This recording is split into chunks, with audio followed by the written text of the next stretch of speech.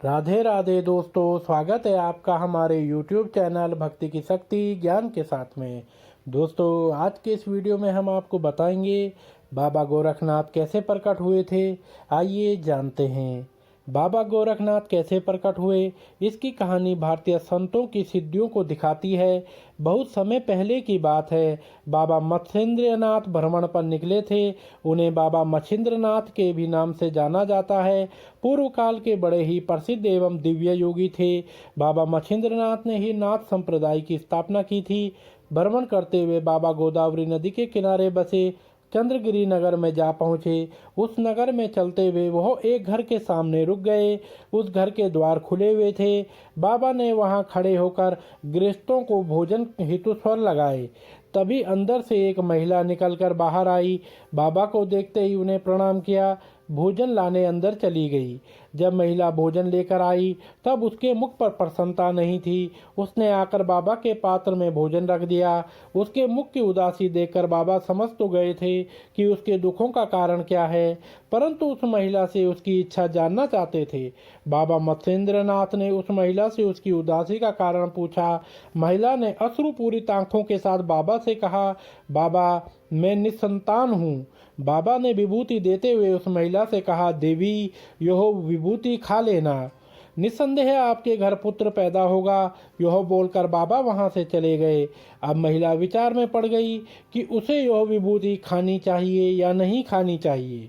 एक तो लोक लाज की बात भी थी, दूसरा आसपास की महिलाओं ने भी उस महिला को विभूति नहीं खाने की सलाह दी थी। सारी बातें सोचने सुनने के बाद उस महिला ने विभूति को नहीं खाने का निर्णय लिया। उस नगर में एक स्थान था जहां वर्षों से लोग गोबर जमा करते थे, फिर बाद में उस गोबर को खेती में उपयोग करते थे।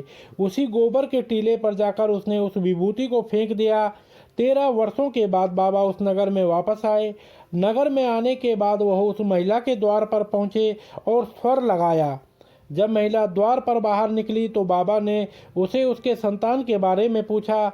महिला ने बाबा को बताया कि उसे कोई संतान हुई ही नहीं। बाबा ने उस महिला से सच बताने को कहा, क्योंकि वह विभूति अभिमंत्रित थी। ऐसा हो ही नहीं सकता कि उसे संतान की उत्पत्ति न हुई हो। घबराई हुई उस महिला ने धीरे धीरे बाबा को पूरी सच्चाई बता दी।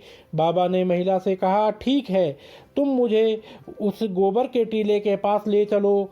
क्या वहाँ अभी भी गोबर का टीला है? महिला ने उत्तर देते हुए कहा, हाँ बाबा, सालों से वहाँ हम लोग गोबर जमा करते हैं। महिला बाबा को गोबर के टीले के पास ले गई। वहाँ पहुंचकर बाबा ने जोर से स्वर लगाया, अलख निरंजन। बाबा के स्वर लगाने के कुछ समय बाद गोबर के टीले के बहुत अंदर से एक बालक निकला। महिला और गांव वाले गोबर के अंदर से निकले बालक को देखकर अचंभित रह गए। वह बालक लगभग 12 वर्षों का था। जब बाबा उस बालक को लेकर जाने लगे तब महिला ने बाबा से माफ़ी मांगी और उस बालक को उसे देने को कहा। बाबा ने महिला को मना करते हुए बोला कि अब वो इस बालक के प्रति अधिकार नहीं रखती है। अब बालक का पालन पोषण शिक्षा दीक्षा बाबा स्वयं करेंगे। 12 वर्षों तक गोबर में रक्षित रहने के कारण इस बालक का नाम गोरक्ष पड़ा। ये बालक बड़े होकर बाबा गोरक्षनाथ एवं बाबा गोरखनाथ के नाम से प्रसिद्ध हुए। तो दोस्तों, अगर आपको यह वीडियो पसंद आई हो तो आप हमारे चैनल को लाइक कमेंट शेयर सब्सक्राइब अवश्य करें और बेल आइकन दबाना ना भूलें। और हमारे इस वीडियो को आप अपना प्यार और स्नेह भली भांति दें। तो दोस्तों, आप सभी का बहुत बहुत धन्यवाद।